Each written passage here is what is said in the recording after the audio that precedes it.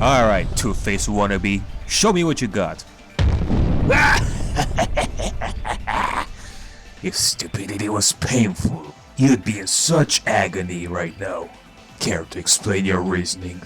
I'd explain it to you, but I don't have any crayons with me. Knobhead, Coxcomb, fuck doodle. scuzzball. Alright, no more lollygagging. I demand that you bring me actual solutions. Unless you enjoy spitting shit out of your mouth. Now tell me, how do you explain Beatrice's last red shoes? Okay, now hold it. Hold it right there. Before we continue this, I think we're gonna need to establish some extra rule here. As far as I can see, as long as I keep making orange theories, you're always gonna counter them with greens, and straight up deny them. Even if I were to come up with the best solution that explains everything from every single angle, you're gonna deny them. Noby. It would seem that you have yet to grasp the true meaning of the green counters. As far as I can see, there is no need for any extra rules to limit myself. You have every chance in the world to beat me in this game. I know you quite well, Noby. You think you can hide from me, but I can see right through you like a window. You say your bones are white? Nah. You're all transparent to me.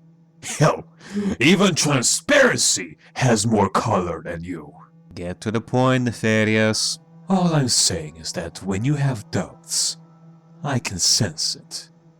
And I can use it against you for as long as I can. I see.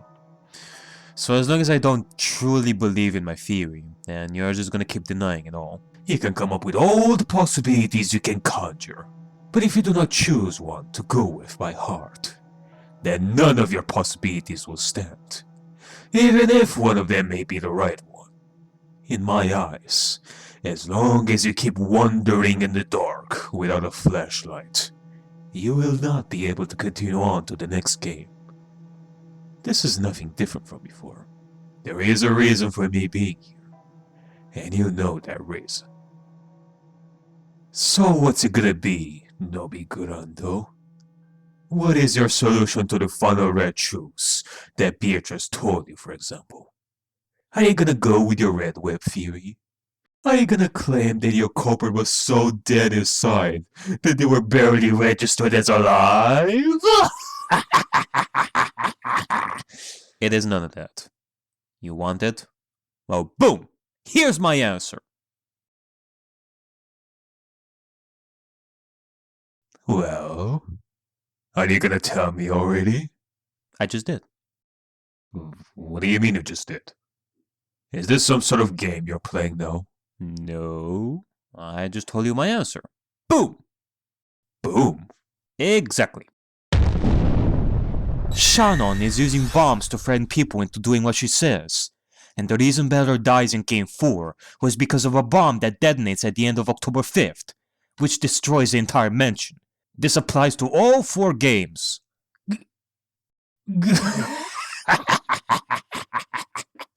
A bomb? What kind of— Zip it, you two-faced jerk-off! It's still my turn to talk. Now it makes perfect sense how the Torii Gate disappeared in the past. It wasn't because of some lightning that sunk the place. It is because of Shannon using bombs to destroy it. Possibly when she destroyed the mirror back in Game 2. The reason why everyone in Game 4 was cooperating with Shannon into talking about all that magical stuff was because they were threatened with a bomb that would destroy everything. That is the reason why Eva ran away to the Kuwadorian mansion after the second day ended. That is why Rosa was running away with Maria away from the mansion at the end of Game 2. That is why the world thought that what had happened on Rokkenjima was an accident. And for certain, that must be the reason why Angie couldn't reach the mansion in the future and had to stop in the middle of nowhere. And the cherry on top of it all, the survivors of the first game, Beller, Jessica, George and Maria, the survivors of Game 2, Jessica in Game 3, they all went missing, with their profiles showing them all chewed to bits by demons. Nothing was left of them because their bodies got destroyed during the explosion Try and deny that. What a mind-blowing idea.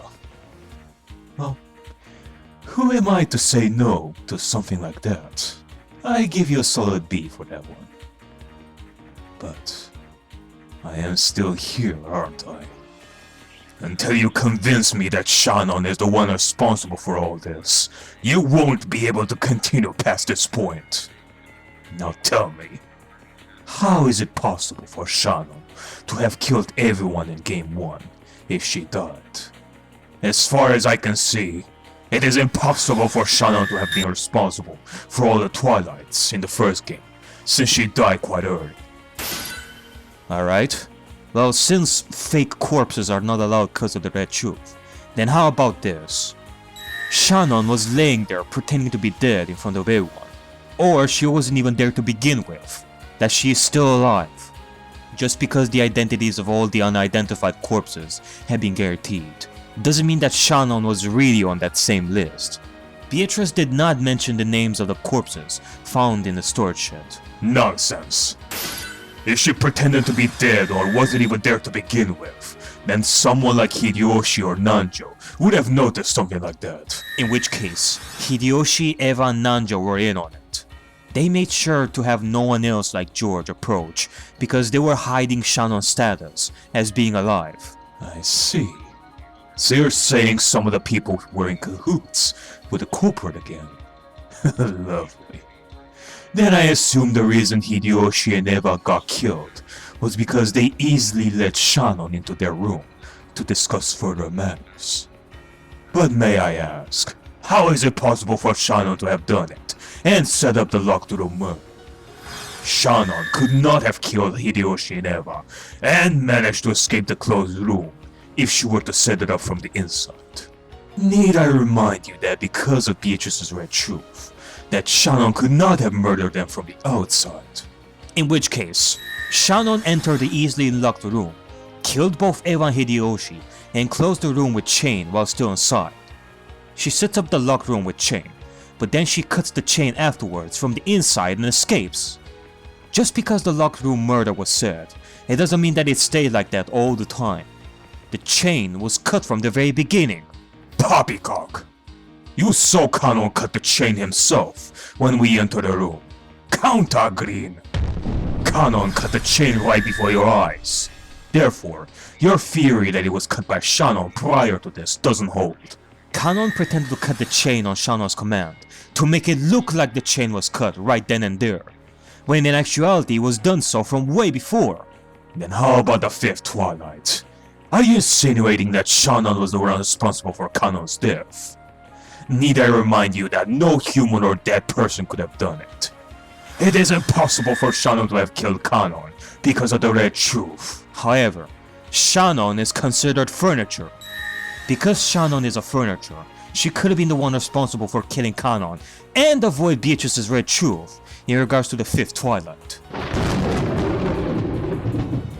Shannon could not have been the culprit of Game 4, because she was just as much of a victim as everyone else, who died near the well, meaning that someone else must be the culprit. Shannon committed suicide near the well.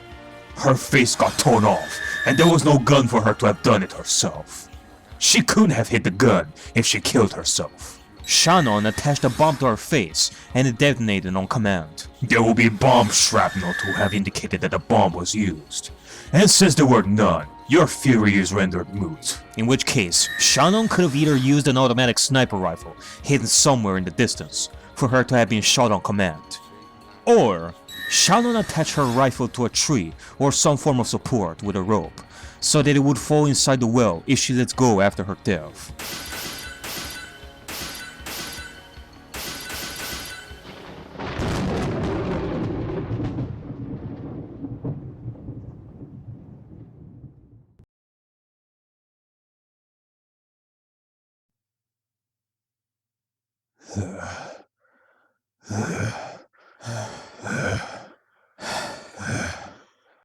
How does it feel to not have any room for argument? How does it feel to be so desperate to use Shannon as a furniture in order to solve your mystery.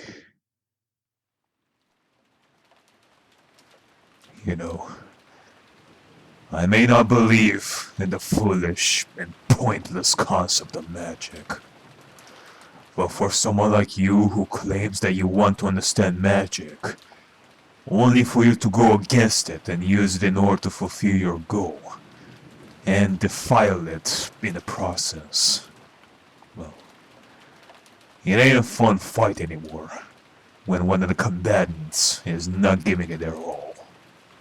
I'd rather fight someone who strongly believes in their core values opposite of mine, rather than someone who is similar but much inferior to me.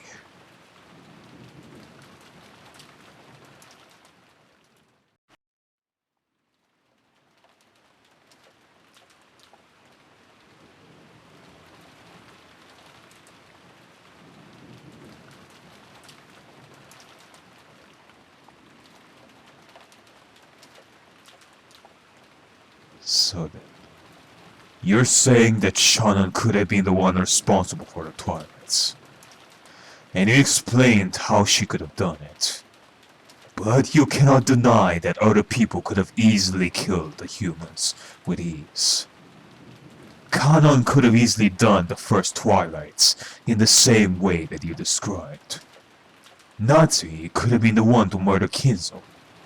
Hell, you could argue that Kanon didn't really die in the fifth Twilight of the first game, since it was never stated with Bread that he died.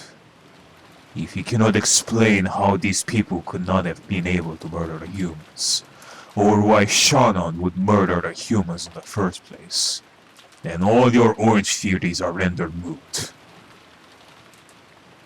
You're right.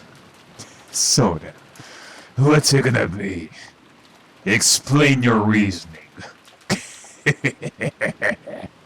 I admit, it is difficult to do so. Oh. Then will you finally admit defeat? Ah, quite a victory on my end. It feels good to be the conqueror of this island. I indeed admit defeat, for I have no way of proving my theories more than I did till now. The motive is beyond my reach. You have won.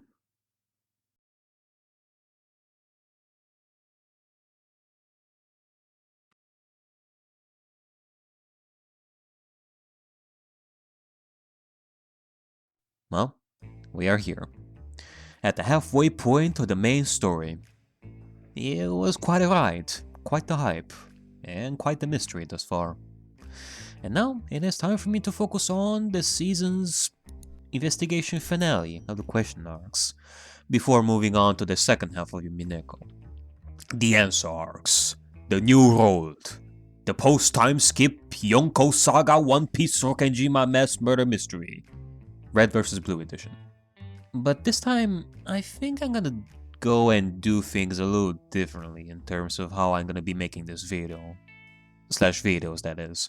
Like, in comparison to the other investigation videos I have done in the past, I feel like this one is gonna be less structured, in the sense that this will be more like a journal, in my eyes, of my thought processes after finishing the tea parties, while trying to think this stuff through. Like, something along the lines of a daily journal of sorts that I'm writing as I took my break after episode 4. Like, it is a bit hard to explain, but I think you will understand what I mean as I go through this. Like, I'm gonna try and document every single little action I took to go through this. And I decided to do it this way because maybe this way I will not lose my mind as much, and I won't suddenly start panicking in the middle of the night or something. And who knows, maybe to you it won't feel any different than the last times I did investigation videos. It is something a little bit more subtle in that. I mean, it is something that I'm gonna be doing a little differently, even though in your eyes this is probably gonna be nothing different than last times I did this sort of stuff. So without further ado, let's get started. And as you will more than likely notice, some of the stuff that I will start discussing here is stuff that will be featured in a skit with Nefarious as well. This is the more detailed version of my theories, the thoughts that led me to the final ideas, to the orange theories. So first thing that I did is go back to the last skit I did with Nefarious back in Season 4, Episode 34, and I put the orange theories and green counters into a Word document. Like, I have like a Word document for orange theories and green counters that I keep track. But I forgot to put those in there, so yep, I did that. Afterwards, I looked around in some of my old files that I made like a while back, when we first started all this. Like, remember this? Back when I did my first investigation video? Like, I looked around to see what I can do with it, and my eyes darted towards this particular segment over here, the Tori disappearance. Now, back when I theorized about it, I had all sorts of ideas, that maybe Kraus got rid of it for his plan to turn the island into a resort, or some magical explanation about multiple timelines and this being a recreation of the original island. But the point that had me the most curious is that this is a Tori. It's not something easy to get rid of in Human Claim. Like, excluding the idea that Kraus did this for his resort plan, and that it was some lightning strike that destroyed that area, what if this is made by our one and only suspicious hidden culprit of the day, Shannon? I mean, we saw her break the mirror at the beginning of Game 2, so she must have some connection to that place, right? But how can she, out of all people, destroy such a place? Is there something that our redhead, incompetent resident of Rokenjima said, like a little while ago, that would bring me an idea as to how the Tori disappeared? Maybe Shannon used the bomb to destroy that place. She somehow had access to huge bombs that would destroy the Tori and have it disappear into the water. As if the entire thing has fallen into the water because of some really powerful lighting. Now, the idea alone sounds pretty stupid, but maybe it makes more sense than one may think. I mean, let's think about some of my current ideas. That somehow Shannon or someone else, who is the hidden culprit, managed to somehow get almost everyone, like Kumasawa, Gora, Jessica, even Kirie and Kraus, to spout the exact same magical descriptions of the event to Battler, like, cause of our hidden culprit. When Jessica and Kirie were on the phone, like, they were forced by them to do as they say. Otherwise, something bad is gonna happen. And I mentioned the idea that if everyone is involved in this whole ordeal, for Shannon to make Battler believe in magic, then it must be huge. If they can make even the adults do as she says. Almost as if they were friend to do. Well, what if they were friend with the detonation of some huge bomb that could destroy everything? Shannon or some other hidden culprit comes to the dining hall in Game 4, threatens everyone to do as she says, or everyone will die at the detonation of some bomb. Of course, the adults are gonna do as the culprit says. Cause even if the adults are gonna die, they're gonna do it to save their children from the bomb. Same can apply to that meeting in the chapel between human Beatrice and the adults that night before the first twilight. Now, I could stop there, but there's more. Now, I'm gonna ask the same question as I did when I went through episode 4, and we investigated in the future with Angie. Why the hell people keep thinking that the murder on Rokenjima was an accident? Well, that's because people thought the mansion exploded due to some accident. I mean, some people can think that a murderer put a bomb there to explode, but I guess the general consensus of what happened there was that the mansion exploded due to some accident. Like, maybe there was something in the boiler room that was like highly inflammable, and if you were to destroy that, then boom, everything goes to smithereens. I mean, it's mostly the only reason I can think of in terms of why people think it was an accident. Like, besides maybe the mansion being in flames and such. To top it all off, it makes sense why Eva was in Kouadorian to begin with. Because not only did the mansion freaking explode, but maybe also because she knew that the bomb would explode there. So she skedaddled out of there and took shelter at Kouadorian. And here's another idea. When Angie went to visit Kenjima near the end of Game 4, it was mentioned that they couldn't go any further. Why? I was expecting us to visit the mansion, but nope, we just stopped right there in the middle of nowhere. Well, maybe that's because Ryukishi doesn't want us to see the mansion on purpose after all this time, because if we were to see it, we would notice that it is all destroyed, thanks to some explosion. Otherwise, Angie could have just walked to the mansion all easy peasy. I mean, it shouldn't have been that hard to go there. And here's another idea. Remember the descriptions of those that technically survived the previous games? Of how in the first game, Beller, George, Jessica, and Maria went missing? And that they were chewed to bits by demons? Same for Kinzo, Rosa, Maria, and Beller in the second game, that is. And Jessica was like the only one with that kind of description in Game 3. Well, those are the deaths that you couldn't even begin to describe how that happened in comparison. Like, I was thinking either our culprit was such a demonic bastard that they started chewing on the humans, that they were cannibals, or some dogs were let out inside the mansion, like in Resident Evil 1.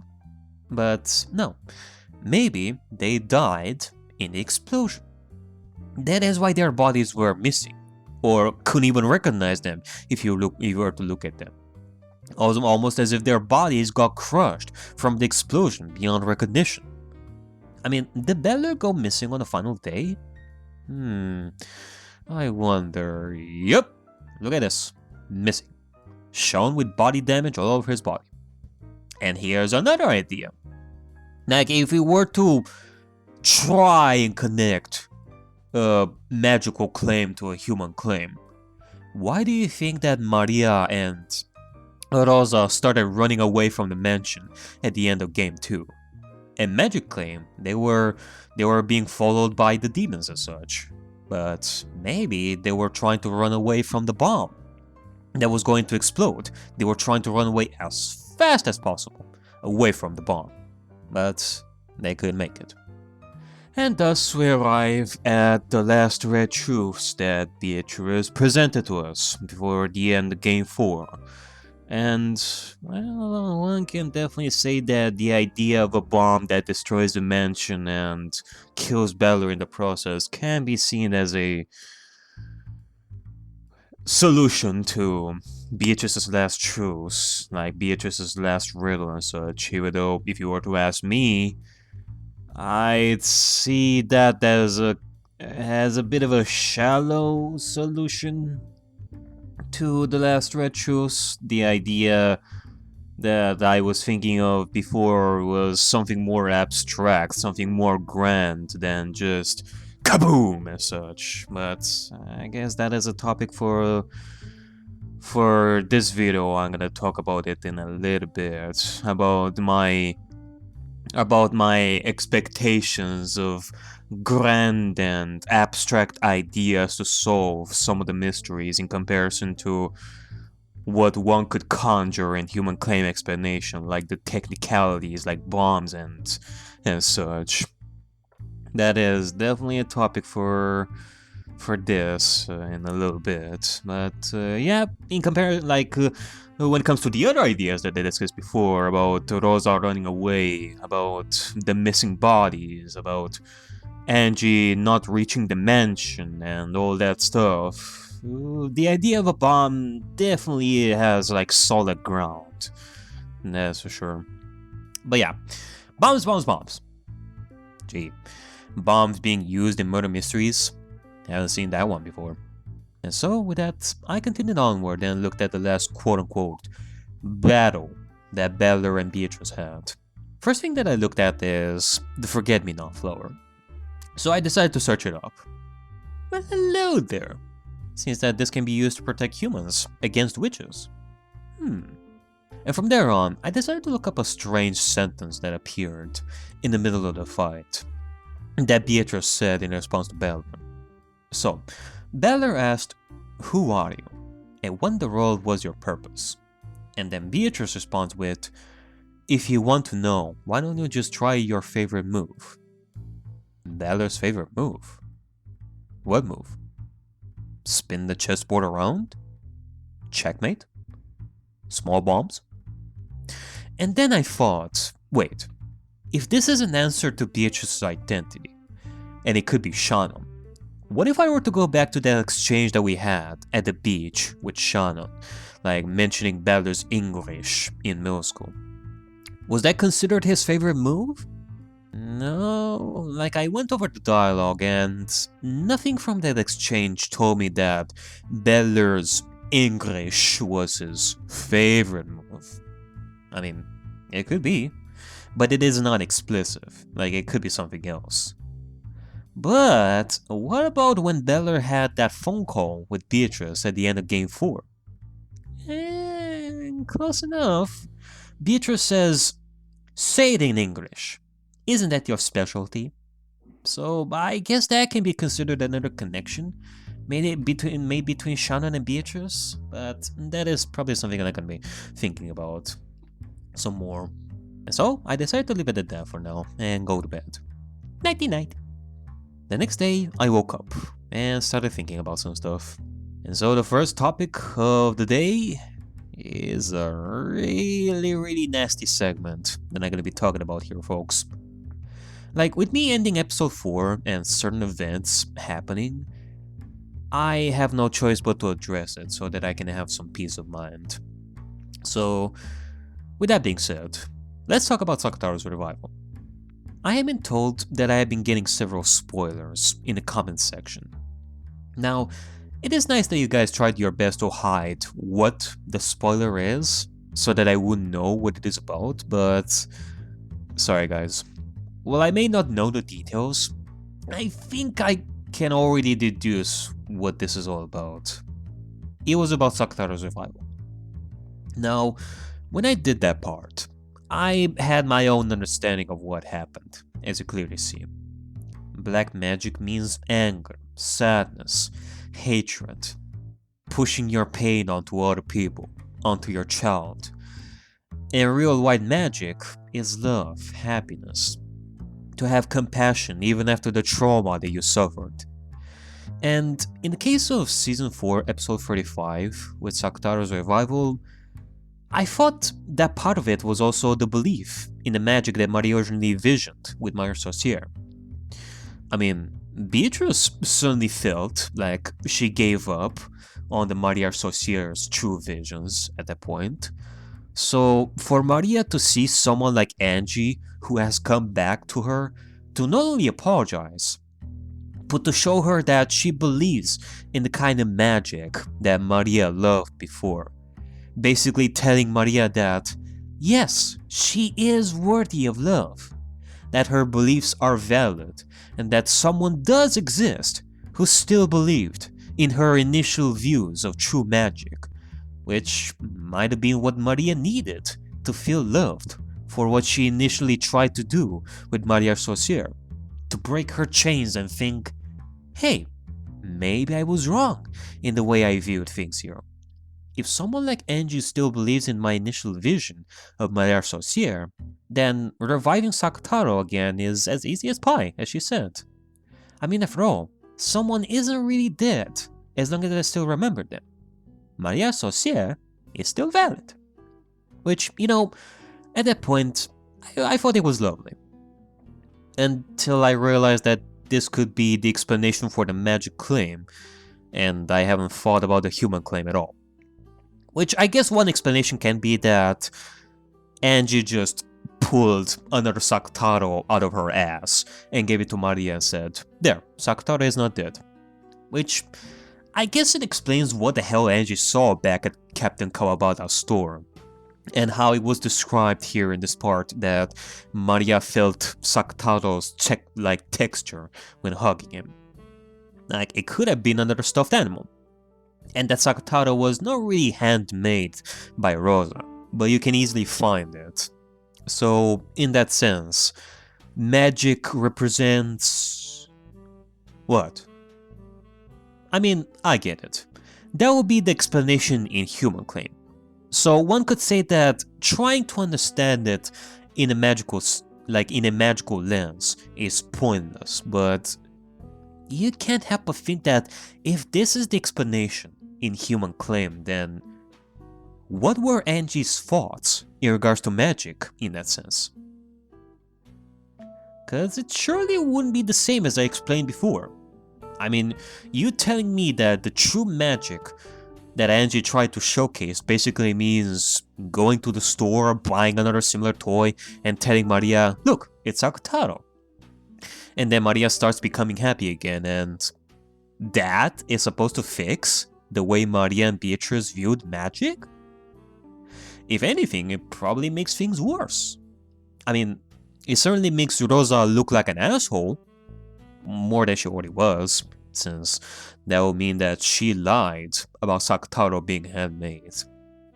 In which case, my belief that Maria's love for Sakutaro ties to her love for her mother as well, it doesn't really hold water anymore. If Sakutaro is handmade, then there is really no connection to Rosa at that point. Sakutaro was not made by Maria's mother. Thus, the love that would have existed between Maria and Rosa in the form of Sakutaro would no longer be there. Sakutaro is no longer special in that sense, that it reminds Maria of her mother's love. Which, you know what? Fine. Like, this is very typical of Rosa. But more importantly, what does magic even mean in this case? Before that, it was about having compassion and love, even in the face of hatred and trauma, like represented by Eva and Kasumi. Like, that was the whole point of that fight. But here? What the hell am I supposed to do with this kind of explanation? So, okay, I do have to say one thing here, folks. Like, when going through episode 4, to me, more than the other episodes, Umineko really felt like the literal definition of poetic waxing. I mean, this is a story. People don't talk like this in real life, the way Maria and Angie and Beatrice do. So Umineko does feel like it tries to go for the abstract more than anything. Like when trying to show heavy moments and explain them in ways that you would have to think harder than usual. I mean, hell, remember that I did some of those skits with Mage Noby and trying to think in more abstract ways, reflecting on Maria and Angie and all. So, I guess it is no surprise that when I got to the end of episode 4 with Sakutaro's revival, I initially didn't even think at all about what the Human Claim explanation could be to this, like, until the part got released.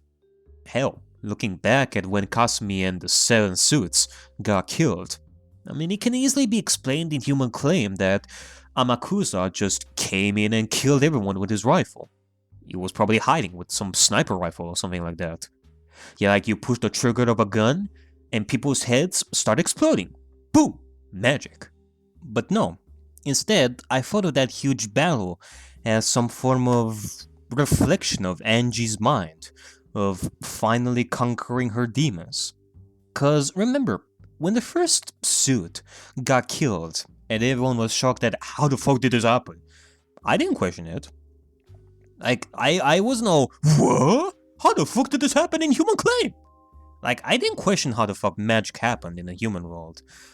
I just simply accepted it because I thought of it as something more symbolic. And it felt like an important moment that I didn't want to suddenly butt in and say, oh well, this can easily be explained in Human Claim. I stopped being a detective and tried to think less logically and more emotionally in that aspect. So, same thing I did with Sakutaro's revival at the end there. And, you know, same thing I did with the very end of the question arcs, with that battle that we had. I mean, I just threw in a few possibilities there about Beatrice's last red truce. Like, maybe I can use my red web theory. Maybe Beatrice felt so dead inside after all that happened that is the reason why it was stated in red. That Battler was the only one alive. Like, I was thinking that the red truth can be interpreted like in more ways than one, other than the face value human interpretation of how it could have been done, and it was something more emotionally. But nah, you guys believed that I stopped thinking. Isn't that just nice? To be told that I stopped thinking. I mean, when we were given the explanation for why Angie managed to resurrect Sakutaro and the stakes, and how she accepted them in Season 4, Episode 16, in such a twisted logic, like abstract manner, it's all hunky-dory. But when I tried to do that, you guys believed that I stopped thinking. Which, you know what? Fine. I will accept my mistake for not thinking fast enough on the human claim explanations. I can understand that Juza was the one who killed all the suits and Kasumi. Like, I can understand that Angie managed to resurrect Sakutaro with another stuffed toy version of him. And I can see the last riddle of Beatrice as bombs. I mean, fine. But then I have to ask this. Where is the fine line between trying to solve the human claim and trying to understand the story and the characters? Like, it's something that I'm gonna have to think about for a while. Cause let me tell you, Umineko sure is not your typical murder mystery. And I can tell you that Umineko sure is scared of even attempting to act like a murder mystery. We went through 4 episodes, and it barely even wants to address the mysteries of the Twilights and murders. I mean, episode 4 in itself is a perfect example of that. The story focused so much on characters such as Angie and Maria and Beatrice that we only got to talk about the murders at the end, in the tea party. Not even at the end of episode 4, but the tea party afterwards. Like, as far as I can see, ladies and gents, this is not a murder mystery. This is a fantasy love story, first and foremost, that has murder mystery elements thrown in there as a means towards the core of the fantasy love story. So, if you want to know why I didn't think in human claim as much as I should have in certain situations, then there's your reason, folks. And who knows, maybe this is also the idea. Ryukishi made it so that we focus on Angie, Maria, and Beatrice so much, with the themes of family and love and all that stuff, and distract us from trying to solve the mystery with human claim explanation. In which case, well done, Ryukishi. You earned another cookie. Well, I'll show it to you. I will eventually solve your mystery one day. I will interpret the story and characters much later. But right now, I'm gonna try and solve the murders. So let's go to the first Twilight of the first game. And before I actually delve into what is going on here, couple of ideas. I said before that it can very well be possible that Shannon, possibly even dressed as Beatrice as well, came at the dining hall in Game 4 and made everyone do as she said. Otherwise, the mansion would explode. And thus, everyone involved in the plan tried to make Battler and everyone else believe in the existence of magic, cause that is what she said. Well, let's apply that to the first game. Let's say that, for example, Hideyoshi was forced by Shannon to do as she says. When we go to the storage shed and find the magic circle there, Hideyoshi asks, could this be one of those? One of those magic circles used in demonic ceremonies? Like, that is our first step in us being fooled by Shannon and believing in magic. Next, Nanjo's examination of the bodies. Even he himself says that he doesn't examine corpses in his spare time. But nonetheless, if Shannon is still alive and faking her death here, then Nanjo would have known already that Shannon is alive. So if I go by the assumption that Shannon is still alive, then Nanjo can be on it too. Next, from what the narration is telling us, Shannon is laid in a different area from the other 5 corpses, hidden in the shadows. George couldn't tell whose body it was. Hideyoshi forbid George from seeing Shannon. He talked about how George should remember Shannon's face, as she was the night prior, like smiling, but that can be bullcocky. Hideyoshi doesn't want George to see Shannon cause maybe she was still alive, and George would have noticed that. Other details that could prove important may be that at some point, it was suggested by Natsuki to have their faces covered, and Geiji went to grab some towels and do that, but Eva was against that, and now their faces are not covered. Also, the key to the storage warehouse was in the hands of Kanon, Genji, and Natsuki. Also, the fact that the key was found back in the server room instead of being hidden tells us that the bodies were meant to be discovered, instead of hiding them until the second day ended. Also, they attached a new padlock to the shutter on top of its main lock. So we know that Natsuki has the key to the main lock. As for the key to the new padlock, it hasn't been stated. It is assumed that Genji has it, since he was the one who put the new padlock. And that is all for now. Let's go over the last fight we had with Beller and Beatrice at the end of Question Arcs, and well, how unlucky we are. We barely have any red truths for the first Twilight. The only thing we got was the red truth that says that it has been guaranteed the identities of all the unidentified corpses, meaning no fake corpses. So I have come to a conclusion. Instead of assuming that Shannon was actually there in the shed, presumed to be dead, or even that she was faking her death to begin with, what if Shannon was never there to begin with?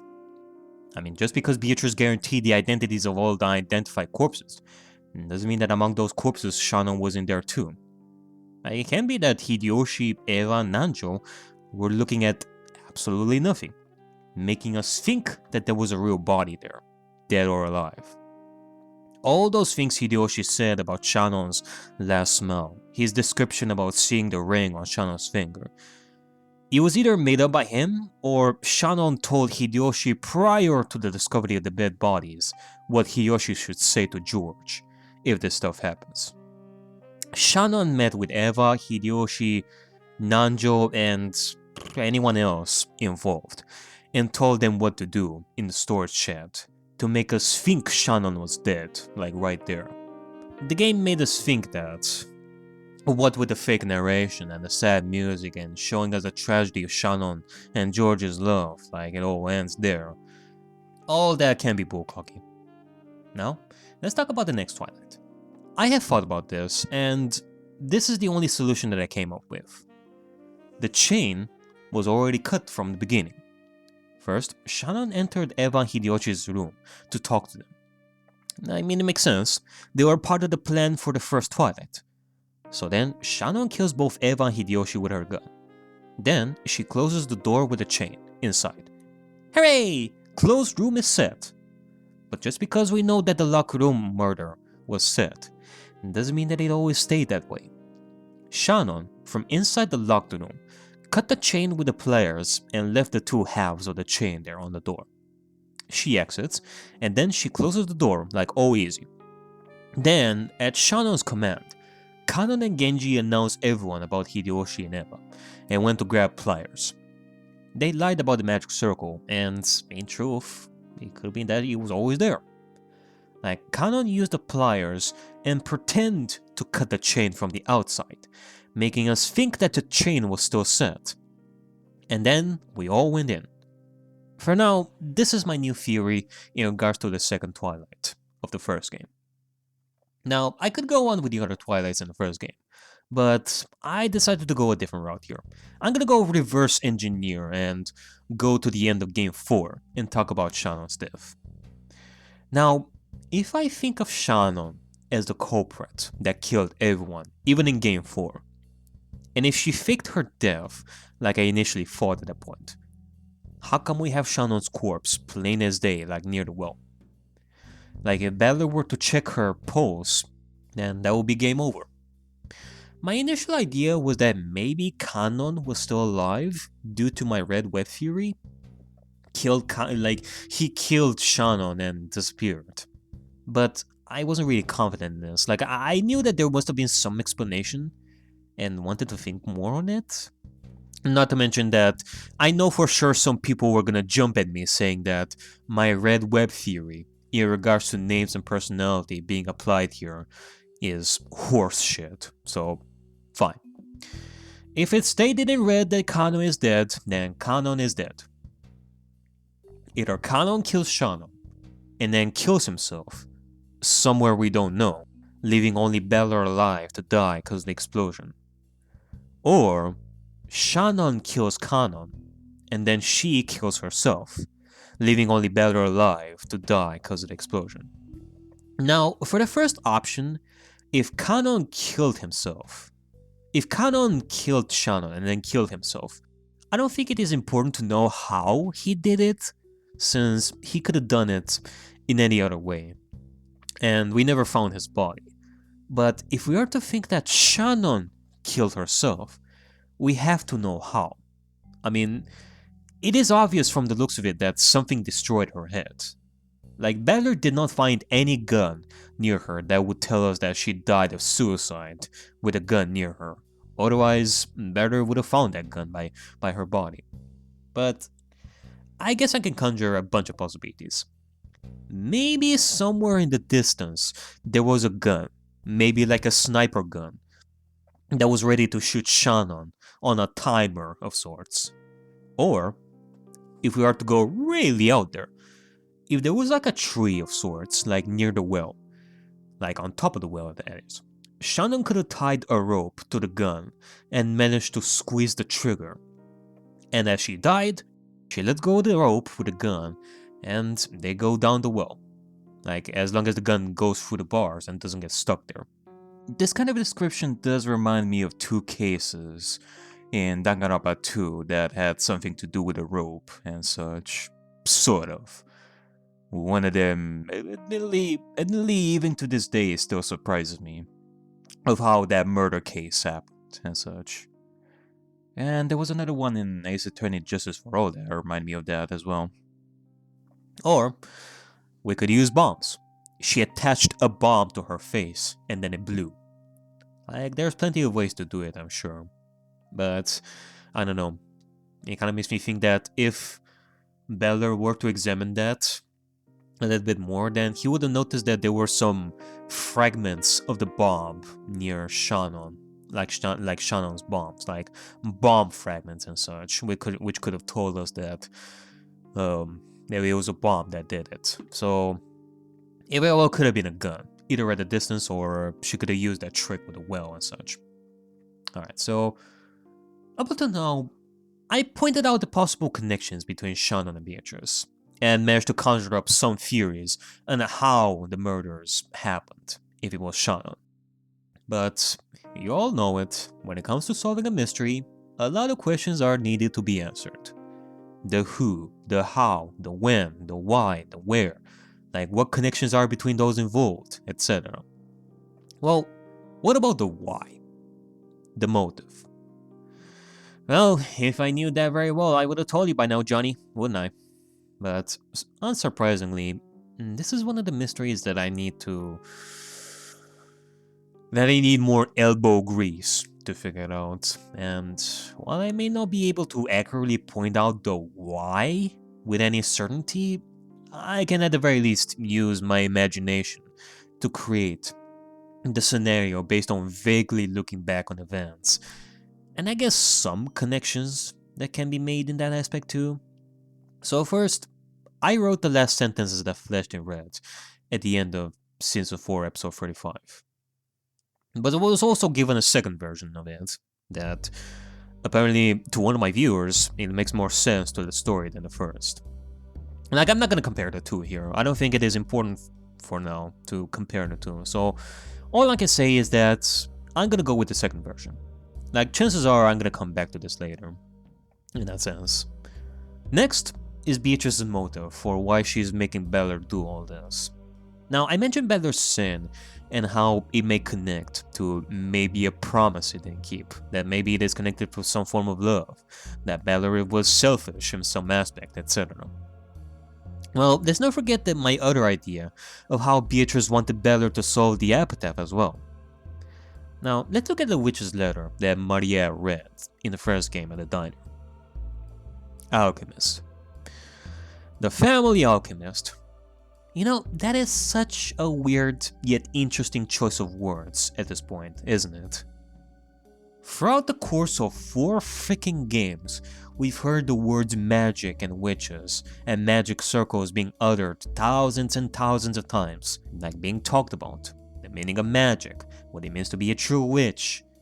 And yet alchemy has never been brought up again, except maybe once or twice. I mean, wouldn't that be cool if we had like Full Metal Alchemist usage of alchemy in this, right? But in all seriousness, I think I know why. In comparison to other things like magic and witches being discussed in greater detail, I think the reason Ryokishi sneakily inserted this thing with Beatrice being the family alchemist is because it is another hint towards the identity of the hidden culprit. And I think I finally know what it means. Shannon is a servant who also has the job of preparing and serving tea. Making tea sort of feels similar to making potions in alchemy, where you use liquids and pour in ingredients to make specific tea. Thus, Beatrice being the family alchemist ties into Shannon being the one serving under Kinzo and the entire family by making tea and such. Not to mention the possible ability of concocting poison as well. I mean, we do have Maria's death at the end of Game 4, with like no external wounds. I think we're gonna need silver spoons for that one. Now, next thing I want to address is the usage of the name Beatrice in this letter. Like, it looks like it is written by her, as it says, but under the special clause, she writes her name as if we are talking in third person. So this makes me think that this was written as Shannon, who acts as Beatrice, and then says that Beatrice will give up her rights to the gold. So maybe this is another connection that maybe Shannon wanted someone to notice about her talking in third person, as if pretending to be Beatrice and such. Kind of a stretched idea, but it can be possible. Now, more importantly, the epitaph. Oh, the epitaph. Beatrice clearly wants us to solve the epitaph. More specifically, I said my idea many times before that she wants Battler to solve the epitaph, since he has such an important role in this in Beatrice's eyes. But at the same time, it was revealed recently that Battler has a sin that Beatrice wants him to remember. What if we connect these two together? Beatrice wants Battler to solve the epitaph and remember his sin, so that eventually he will choose the 4th treasure at the end of the epitaph that says that one shall be to put the witch to sleep for all time, which is the equivalent of what Beatrice wants now for Battler to do, like to kill her, to defeat her, and such. Because let's think about it for a second. Who would want that 4th treasure? We've seen at the end of the first game how George, Jessica, and Maria chose the lost love of their loved ones. In Game 2, nobody wanted a peaceful sleep for Beatrice. I mean, Genji wanted a peaceful sleep for himself, I guess, but other than that, not even Kinzo wanted a peaceful sleep for her. He wanted the lost love of his loved one. And in Game 3, Eva solved the epitaph and found the gold, and yet the ritual is still going. And Game 4? Nothing. Nobody got any treasure. I mean, Beatrice is all tired as hell, and nobody wants to prepare any bed for her? Shh, it's okay, Beatrice. Go back to sleep. Try to sleep. So, when you think about this stuff, it really makes you think that this epitaph is quite important. Even more important to Beatrice/Shannon than it is to Kinzo. I mean, let's not forget, Kinzo is dead at the beginning of each game. So you tell me how important it is to Kinzo now. Yeah, not as important, I tell you. I mean, the fact that Beatrice/Shannon is also trying to use the epitaph for her own gain in similar fashion to Kinzo is definitely questionable. Either Shannon and Kinzo had different goals with the epitaph, and Shannon decided to use it to her own advantage as well, for her own purposes. Or both Shannon and Kinzo's purpose for the epitaph was the same. Or Kinzo had nothing to do with the epitaph in the first place, and this whole thing with creating the epitaph and challenging everyone to it was all Shannon's idea. Like, what this means, I couldn't tell you yet. But let us go on a wild adventure of imagination. So, hear me out. I'm gonna go on a limb here. It is 1967. Although this could be much earlier than 1967, it kinda depends. Kinzo has Kuwadori and Beatrice imprisoned. He forces her to have sex, more than likely against her will. Kuwadori and Beatrice gives birth to Shannon. The name Sayo was probably given to her by Kuwadori and Beatrice. Then, Kuwadori and Beatrice dies. Either she dies at birth, or she kills herself, or someone murdered her, or she dies falling off the cliff, the way it was seen before with Rosa. That is yet to be determined. Years go by. Sayo, who also goes by the name of Shannon thanks to Kinzo, learns about the fate of her mother, either from Genji or Kumasawa. She becomes more and more broken because of Kinzo and the siblings. She is devastated, eventually losing her will to live. But then, 6 years ago, Beller shows up. Oh, could he be? Someone who Sayo can finally talk to freely? Even fall in love? Someone who can finally understand her? And thus, they get to talking. They get to know each other, they both make some form of promise, possibly in the form of an epitaph that Beller either needs to solve himself, or has to follow since he may have originally known from Sayo what to do with the epitaph. But then, Beller leaves, and forgets the promise cause he is such an ass, and that breaks Sayo even more than ever. And so, Sayo decides to use the epitaph in a different way, and with the help of Genji and Kumasawa, who felt very sorry for everything Sayo went through, they get to plan the murder. They get the help of Maria and Kanon as well, and, well, here we are now. Except, whoa, Beller has come back to the family, and that certainly complicates things even more. Hell, you know what could be? It could be that Beller coming back to the family is what made Sayo decide to start planning the murder of the family, like in the first place. That is, if we go by what Beatrice said before, that it is Beller's sin that everyone is dying. And here we are. Well, is it any good? Is it any good? Nah, probably not. Well, at least I tried. I guess I'm gonna have to try harder. So, let's continue on. Now, I do have a side note before I continue this. When I went back to check on Beatrice's profile on the witch side for episode 4, with the fatherly magical power, it could be referring to Kinzo as Shannon's father, as I theorized before with her possible true age. So, yeah, there's that.